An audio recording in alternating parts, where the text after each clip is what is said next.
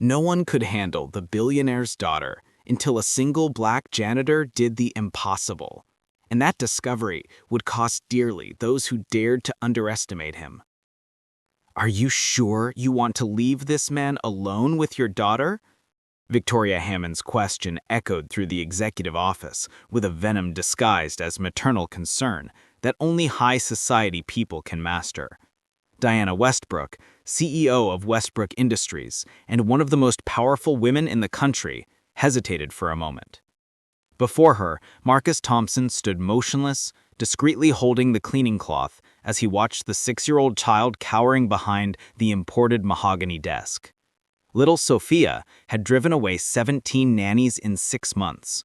Renowned therapists gave up after a single session. Diana herself could barely approach her daughter without triggering panic attacks that lasted for hours. "Mom, with all due respect," Diana replied coldly, "$12,000 a week in specialists couldn't even get my daughter to look at them. If Marcus gets 5 minutes of peace, it will be a miracle." Victoria adjusted her Cartier glasses, analyzing Marcus as if he were a museum curiosity. "Honey, do you really believe that a janitor can solve what Harvard-trained doctors couldn't?" Marcus was 34 years old and had 3 jobs to support his diabetic mother and pay for a 1-bedroom apartment in Queens. No one in that gilded Manhattan building knew that he spent his early mornings studying child psychology online, or that he always carried a small storybook in his uniform pocket. "Mrs. Victoria," Marcus spoke for the first time, his calm voice cutting through the tension. "Sometimes children just need someone who isn't afraid to sit on the floor with them." The silence that followed was broken by an unexpected sound. Sophia had stopped crying. Diana looked at Marcus with an expression he couldn't quite read: gratitude, surprise, or something more dangerous. Hope. "One chance," Diana murmured. "Just one." Victoria sighed dramatically, gathering her Hermes bag. "Well, when this goes wrong, don't say I didn't warn you. Some people just can't understand certain responsibilities." As Victoria stomped out in her $1,000 heels, Marcus slowly knelt down beside the table. From his pocket, he pulled out something that made Sophia lift her head for the first time in weeks. At that moment, neither Diana nor Victoria knew they were witnessing the beginning of something that would completely change their lives, because Marcus Thompson kept secrets that people like them could never imagine. Victoria could never imagine secrets that would soon turn their condescension into utter despair. If you're enjoying the story of twists and justice, don't forget to subscribe to the channel, because what happened in the next few hours would prove that underestimating someone based on skin color and social class can cost much more than any rich person can imagine. What Marcus had taken out of his pocket was a small book of children's stories, with worn pages and notes in the margins. Sophia stared at him, her eyes red from crying, finally showing a glimmer of curiosity.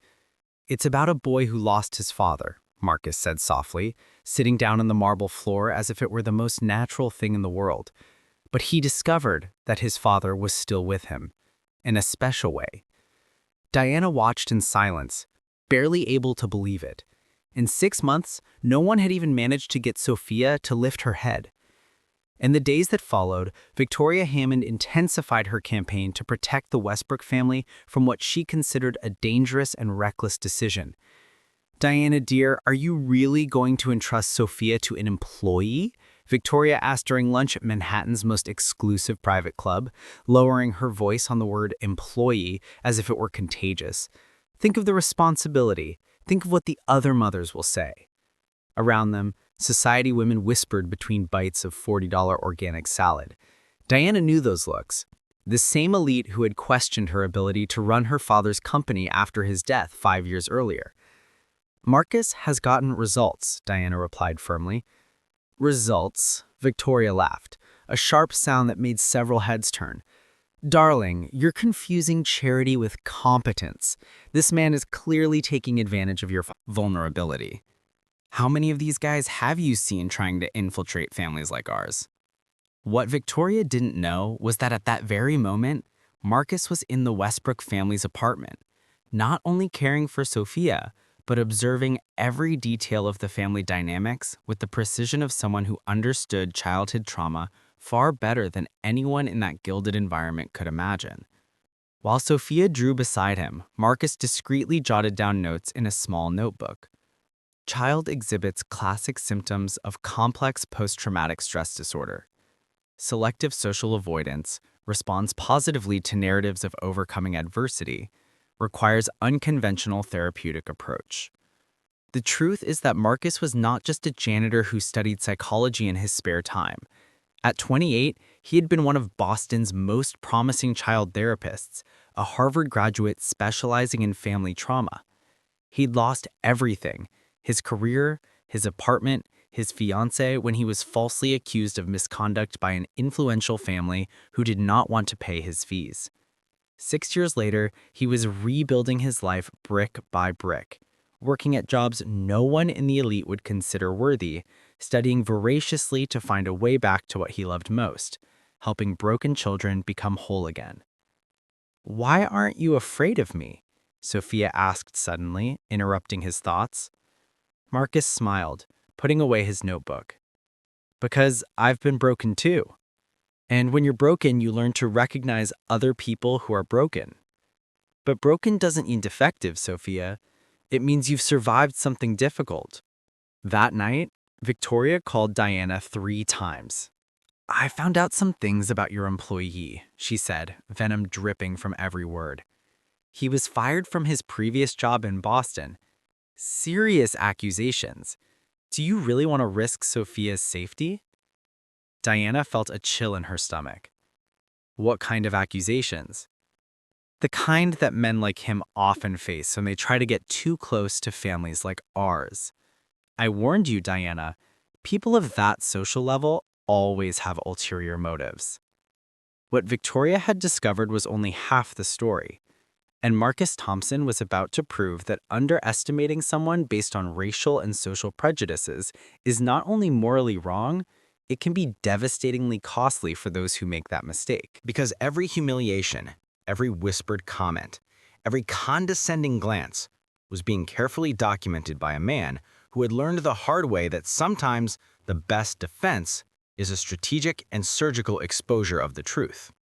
While the Manhattan elite planned his exclusion, Marcus was organizing something much more powerful: irrefutable proof of his competence and integrity.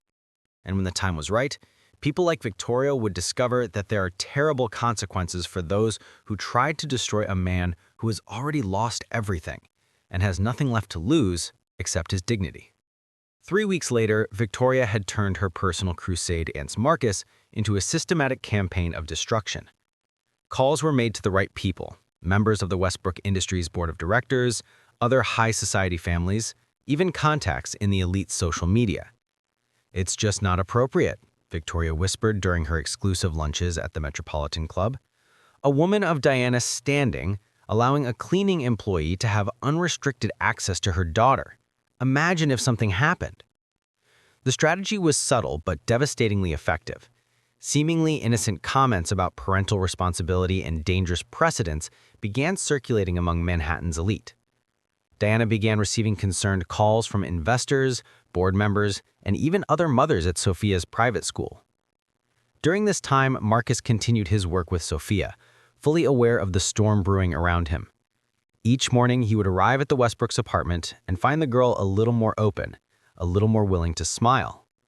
"Marcus," Sophia said one morning, showing him a drawing, "I drew you here with me and Mom. Are we a family now?"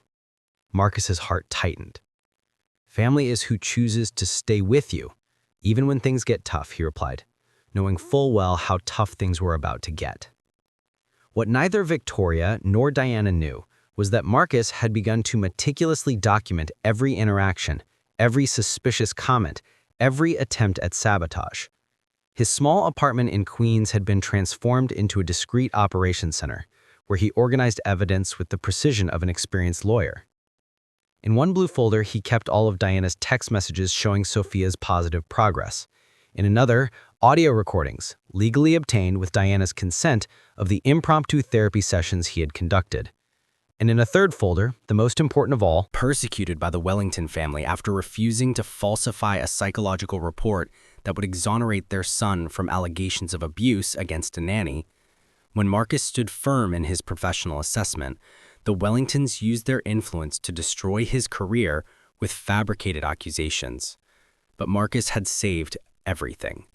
Every email, every recording, every document that proved not only his innocence, but also the conspiracy orchestrated against him. For 6 years, he had waited patiently for the right moment to use this information. And now, watching Victoria Hammond repeat the exact same pattern of behavior, Marcus realized that moment had arrived. "Dr. Martinez," Marcus said on the phone that night, calling his former Harvard colleague, "I need a favor." Dr. Carmen Martinez was a child neuropsychologist at Boston Children's Hospital and had been one of the few people who believed Marcus during his persecution. "Marcus, of course, anything. How are you?" "Working with a traumatized child in New York. I need a second professional opinion and perhaps expert testimony about my therapeutic methods." Carmen laughed. "Still using that unconventional approach that drove the professors crazy? Of course I'll help. Send me the details." As Victoria intensified her attacks, spreading increasingly poisonous rumors about Marcus's true intentions, he continued to work quietly.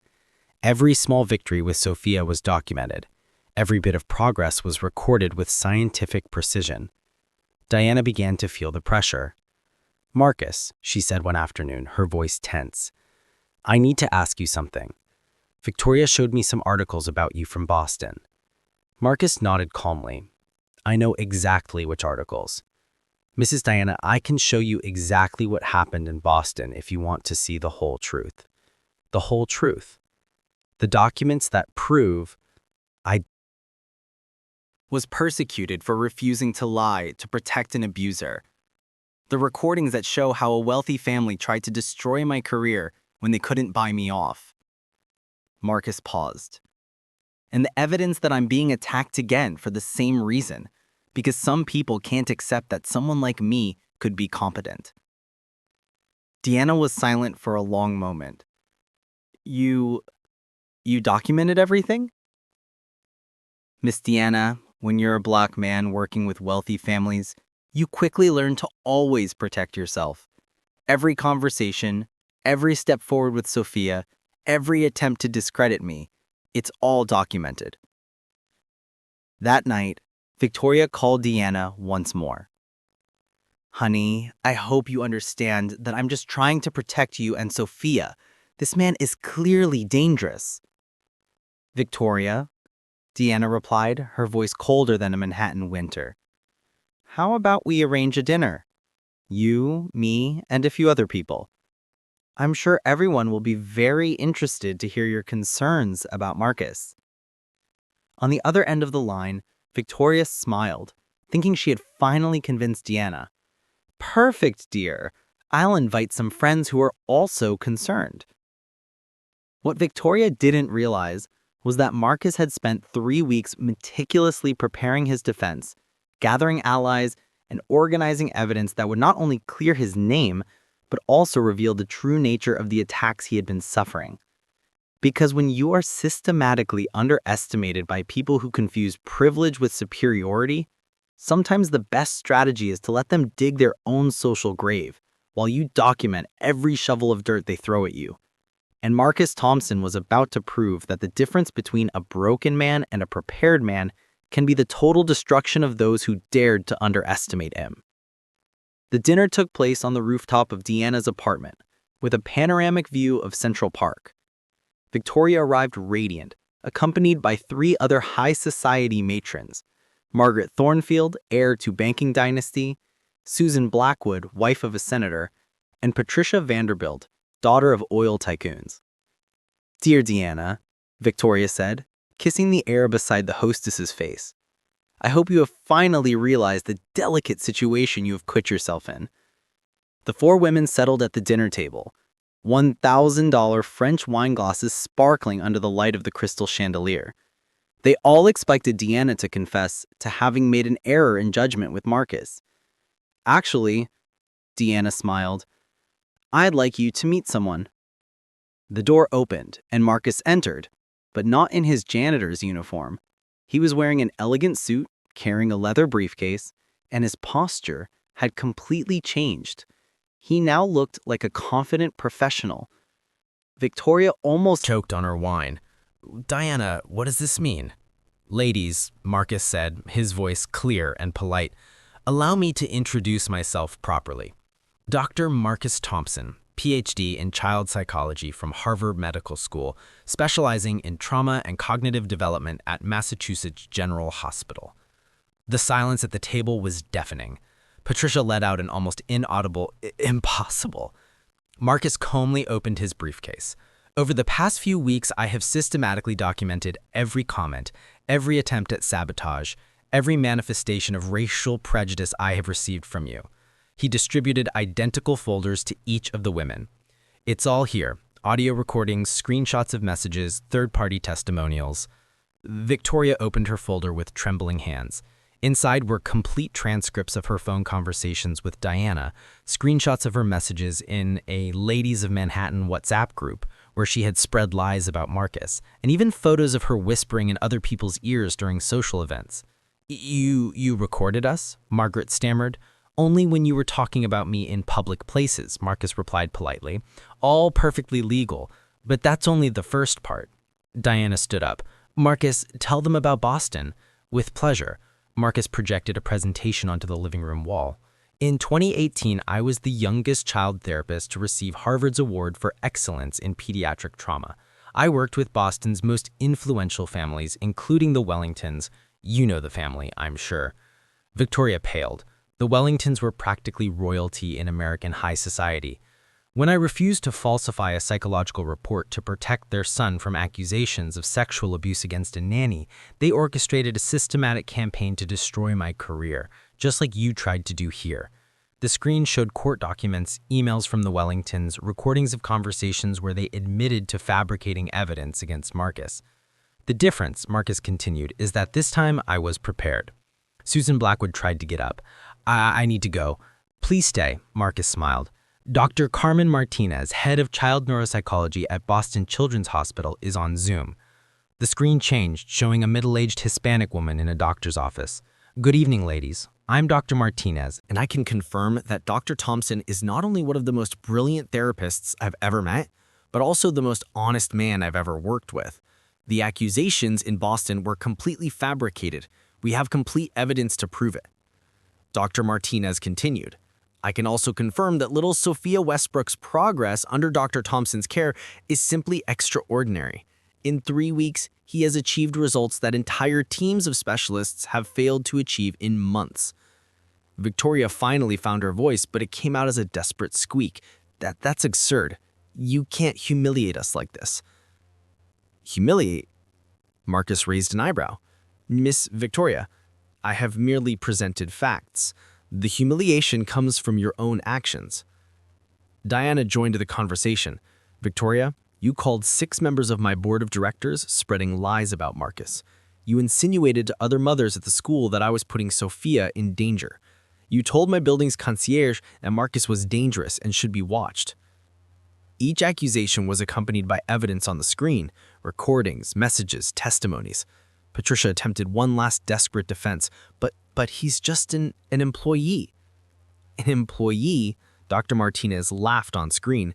"Dr. Thompson has published 17 articles in international medical journals. He was a consultant to the WHO on child trauma policies. He turned down job offers from Stanford and Yale to continue working with low-income families in Boston." Marcus picked up another document. "And now, ladies, we have a decision to make.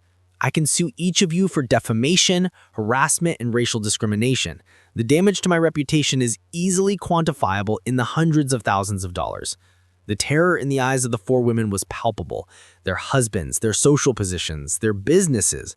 Everything could be destroyed by a racial discrimination scandal. "Or," Marcus continued calmly, "you can use your influence for something productive for the first time in your lives." Diana smiled. "Marcus is going to open a treatment center for traumatized children in Manhattan. a place where any child, regardless of family income, can receive the best possible treatment. You will fully fund this center. And you will use your social networks to promote racial equality and inclusion. Consider it social reparation. Victoria tried to protest, but Margaret silenced her with a glance. They all knew they had no choice. "How much? How much do you need?" Susan asked, defeated. "2 million to start," Diana replied casually. "Each of you contribute 500,000. It's less than you spend on handbags in a year." As the four women signed checks with trembling hands, Marcus calmly put away his documents. "Oh, and ladies, Sophia asked me today if I would be her permanent teacher. I said yes. So, we'll be seeing a lot of each other over the next few years." The dinner ended with four of Manhattan's most powerful women walking silently to their cars, each carrying not only the humiliation of defeat, but the certainty that they had been outdone by someone they had underestimated so grotesquely that the lesson would never be forgotten. But one question remained in the air as Victoria got into her Mercedes, trembling with rage. Would this public defeat be enough to completely destroy the empire of arrogance she had built over decades? Or did Marcus still have more cards up his sleeve to ensure she never forgot the price of underestimating a brilliant black man? 6 months later, the Marcus Thompson Center for Advanced Child Therapy occupied 3 floors of an elegant building on the Upper East Side. The name was engraved in gold letters at the entrance, impossible to ignore by anyone passing by on the avenue. Sophia ran through the hallways, smiling and hugging other children arriving for their sessions.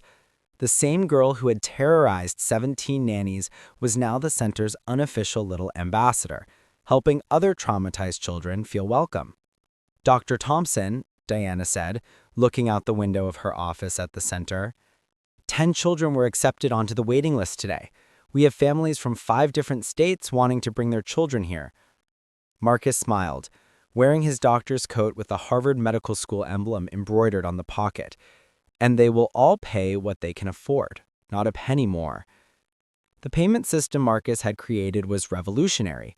Wealthy families paid premium rates, completely subsidizing treatment for low-income families. Victoria and her friends had not only financed the center, their names were permanently associated as founding patrons of a social inclusion project. The irony was delicious. Women who had tried to destroy Marcus based on racial prejudice were now publicly celebrated as champions of equality, forced to smile at charity events where Marcus was applauded as a hero. 3 weeks earlier, the New York Times had published a cover story, "The Janitor Who Revolutionized Child Therapy in Manhattan." The photo showed Marcus in his office with Sophia at his side, both smiling.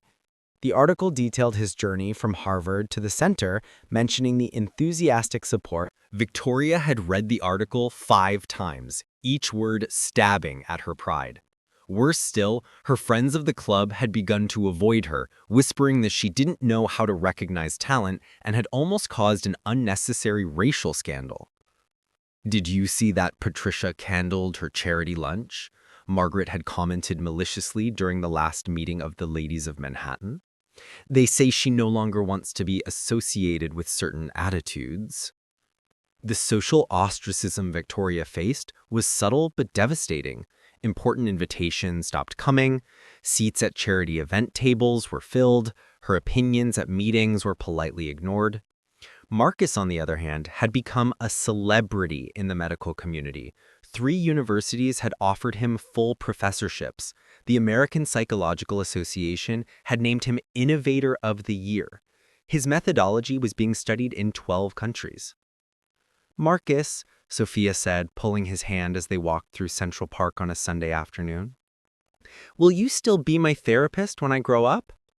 "Whenever you need me, princess, but I think soon you'll be helping other children just like Marcus." Diana watched the interaction, still impressed by the transformation. Sophia had not only overcome her trauma, she had become a more empathetic and resilient child than many who had never faced adversity. That week, Marcus had received an unexpected call. "Dr. Thompson, this is Michael Wellington from Boston. We'd like to talk about that misunderstanding from a few years ago." The Wellington family, who had destroyed his career, now offered $2 million in compensation and a public apology. Their son had finally confessed to the sexual assaults, confirming everything Marcus had reported in his original psychological assessment. "I don't need the money," Marcus had replied calmly, "but I want the apology published in the same newspaper that published the false accusations against me." Last Tuesday, Victoria had run into Marcus by chance at the entrance to the corporate building, where she still had an office. For a moment, their eyes met. "Dr. Thompson?" she said, her voice almost inaudible. "Miss Victoria," Marcus replied politely, holding the door open for her to pass. She hesitated. "I wanted to say that you're proud to have contributed to the center. I'm glad to hear it. Sophia always asks about the kind ladies who made it all possible." Victoria knew he was being kind out of politeness, not forgiveness. The humiliation was complete. She would forever be remembered as the woman who tried to destroy a hero, forced to smile publicly while financing his success. Marcus had learned that the best revenge is not to destroy your enemies. It is to force them to finance your success while they watch powerless as their own social irrelevance grows each day. Today, when children of all ethnicities and social classes play in the corridors of the center that bears his name, Marcus knows that he has won in a way that is far more satisfying than any lawsuit could ever provide. Victoria tried to destroy a talented black man based on prejudice. She ended up destroying her own reputation while building his empire. The lesson is simple. When you underestimate someone because of their skin color, social class, or background, you're not just being cruel. You're being foolish enough to finance your own defeat. If this story of justice and overcoming adversity has touched you, subscribe to the channel for more stories that prove that intelligence and dignity always win out over arrogance and prejudice. Leave a comment. Have you ever faced discrimination? How did you react? Because sometimes the best revenge is simply to be so brilliant that your enemies are forced to applaud while dying of rage.